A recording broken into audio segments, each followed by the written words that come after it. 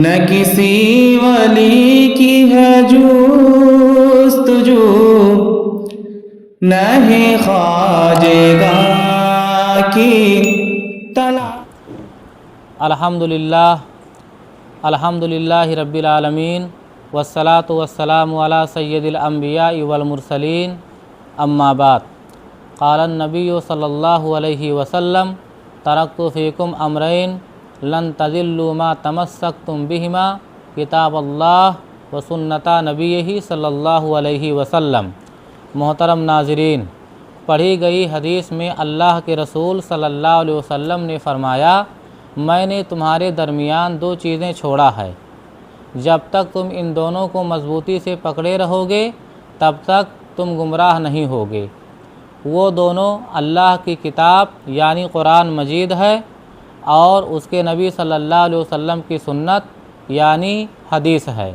پتہ یہ چلا کہ اگر ہم اور آپ گمراہی سے بچنا چاہتے ہیں، ہم اور آپ صراط مستقیم پر گامزن ہونا چاہتے ہیں، تو ہم اور آپ کو قرآن و سنت کو لازم پکڑنا ہوگا اور قرآن و حدیث میں پائے جانے والے احکامات اور پائی جانے والی تعلیمات پر ہم اور آپ کو عمل کرنا ہوگا۔ اور یہ بات ہم سب کو معلوم ہے کہ قرآن و حدیث یہ عربی زبان میں ہے، اور عربی زبان سمجھنے کے لیے ہم اور آپ کو عربی گرامر یعنی نحو اور صرف کا سیکھنا لازم اور ضروری ہے۔ اگر ہم اور آپ نحو اور صرف نہیں سیکھیں گے اور زبردستی اگر ہم اور آپ عربی کتابوں کا ترجمہ کرنا شروع کریں گے، عربی کتابیں پڑھنا شروع کریں گے، تو معنی کچھ اور ہوگا اور ترجمہ کچھ اور ہوگا، اور معنی کچھ اور آپ پہنا دیں گے، ترجمہ کچھ اور آپ کر دیں گے۔ نتیجہ یہ نکلے گا آپ خود گمراہ ہوں گے اور دوسروں کو بھی گمراہ کریں گے۔ یہی وجہ ہے مدارس اسلامیہ میں جہاں کئی فنون پڑھائے جاتے ہیں، جہاں کئی فنون پر تعلیم ہوتی ہے، وہیں پر نحو اور صرف کی بھی تعلیم ہوتی ہے، اور نحو اور صرف کی تعلیم ابتدا ہی سے ہوتی ہے۔ طالب جب اعدادی میں آتا ہے تو اسے ابتدائی کتابیں پڑھائی جاتی ہیں، اور جیسے جیسے اس کی کلاس بڑھتی ہے ویسے ویسے کتاب بدلتی جاتی ہے اور کتاب ضخیم سے ضخیم ہوتی جاتی ہے۔ مدارس اسلامیہ میں ابتدائی درجات میں جو کتابیں پڑھائی جاتی ہیں ان میں سے ایک کتاب امین النوع ہے۔